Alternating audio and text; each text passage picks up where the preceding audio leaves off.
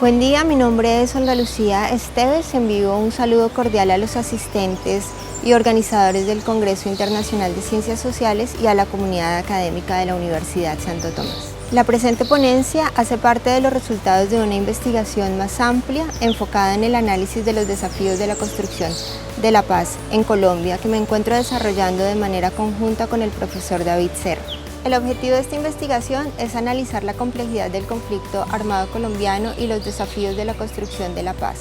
Para lograrlo es necesario hacer una reflexión desde lo macro y lo micro, observando el contexto nacional a la luz del contexto internacional y en una perspectiva de larga duración. La metodología que se utilizó es cualitativa, descriptiva e interpretativa. Nos apoyamos en los postulados teóricos del filósofo alemán Carl Schmitt para abordar la construcción de la imagen del enemigo y en Teun van Dijk para el análisis de los discursos.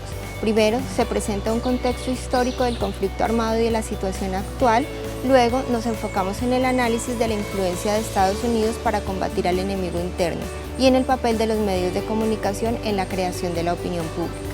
Para comenzar, quisiera mencionar que el conflicto colombiano es el conflicto más longevo de América Latina. Estamos hablando de más de medio siglo.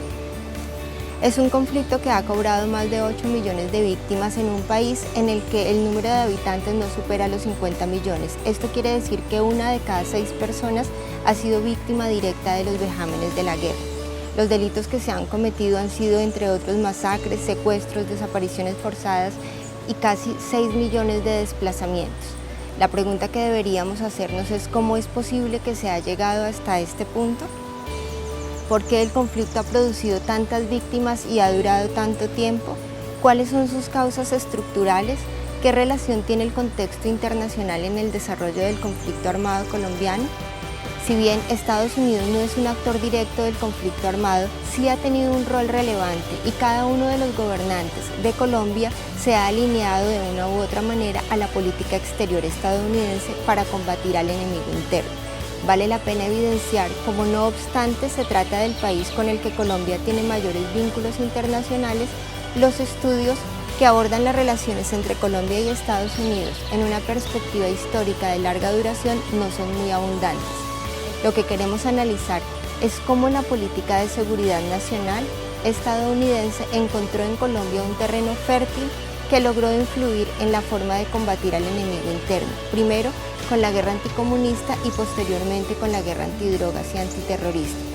La existencia de amenazas y la respuesta a ellas ha variado en el tiempo, de manera que programas como la Alianza para el Progreso, la Iniciativa para las Américas, el Plan Colombia y el Plan Paz Colombia serían los programas de cooperación con los que Estados Unidos apoyaría a Colombia en la lucha contra el enemigo interno. Las acciones para enfrentar al enemigo variaron en el tiempo de acuerdo con los cambios en la percepción de amenaza y de seguridad.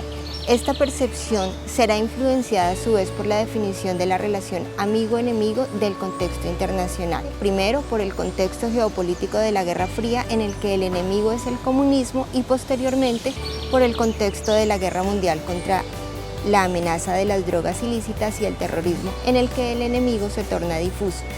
En este contexto, los medios de comunicación y especialmente las redes sociales se encargan de reproducir a diario mensajes que no dejan espacio para que se abra una discusión con argumentos sobre los avances y las posibles fallas de lo acordado entre el gobierno y las FARC.